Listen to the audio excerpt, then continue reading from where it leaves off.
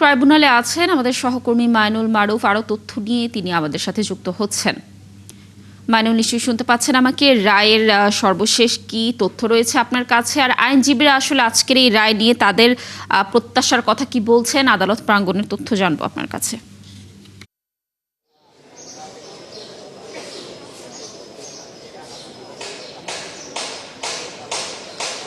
সকালে কিন্তু এই মামলার যে আসামিরা রয়েছেন 6 জন গ্রেপ্তার আসামি, 30 জনের মধ্যে তাদের কিন্তু আন্তর্জাতিক অপরাধ ট্রাইব্যুনালে আনা হয়েছে এবং কিছুক্ষণ পরে কিন্তু তাদের এজলাসে নিয়ে যাওয়া হবে।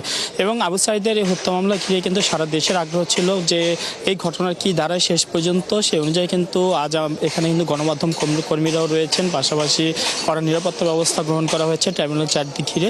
এবং আজকে যে রায়টি যদি আমি বলি, এটি বাংলাদেশের যে 5ই আগস্টে যে একটি পট পরিবর্তন হয়েছে, একটি গণঅভ্যুত্থান হয়েছে, সেই গণঅভ্যুত্থানের শুরুটা কিন্তু এখান থেকেই বলা যায়। এর আগে বৈষম্য বিরোধী ছাত্র আন্দোলন ছিল, সেটি কোটা আন্দোলন ঘিরে কিন্তু এই হত্যার পর কিন্তু সারা দেশের মানুষ কিন্তু রাস্তায় নেমে আসে এবং নেমে এসে কিন্তু একটি দীর্ঘদিন ধরে ক্ষমতায় থাকা সরকারকে কিন্তু ক্ষমতা থেকে নামায়। এরপর কিন্তু এই মামলার বিচার কাজ শুরু হয় 5 আগস্টের পরে। মামলার তদন্ত প্রতিবেদন দেওয়া হয়, তারপর আসামিদেরকে কিন্তু আমরা দেখি যে যারা ছিলেন তাদেরকে গ্রেপ্তার করা হয়, বিচার কাজ শুরু হয় ফরমালি।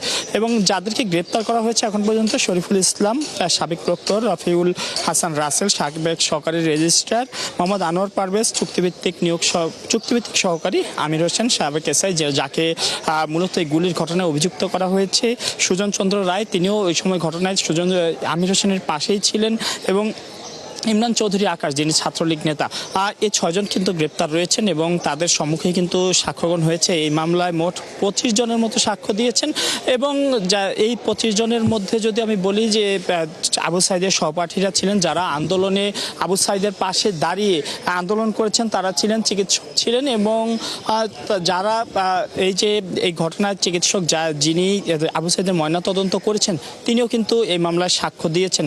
আবু সাঈদের তিনি তুলে ধরে যে আবু সাঈদের মৃত্যু হয়েছে গুলিতে, অর্থাৎ তার শরীরে পিলেট পাওয়া গিয়েছিল, এবং তিনি এই বিষয়টি কিন্তু তুলে ধরেছেন। এবং তিনি বলেছেন যে বেশ কয়েকবার পরিবর্তন করতে হয়েছিল তার এই যে পোস্টমর্টেম রিপোর্ট, সেই বিষয়গুলো কিন্তু তুলে ধরেছেন। এবং আইনজীবীরা যারা আছেন, রাষ্ট্রপক্ষের আইনজীবী অর্থাৎ প্রসিকিউশন, তারা বলছেন যে এই মামলায় যারা অভিযুক্ত হয়েছেন বা আসামি রয়েছেন, তাদের বিরুদ্ধে অভিযোগ প্রমাণের সব রকম তথ্য প্রমাণ তারা দিয়েছেন। তারা সর্বোচ্চ শাস্তির প্রত্যাশা জানিয়েছেন যারা মূল সরাসরি অভিযুক্ত, এবং বাকিদের ক্ষেত্রেও তারা সর্বোচ্চ যে সাজা তা কিন্তু চেয়েছেন।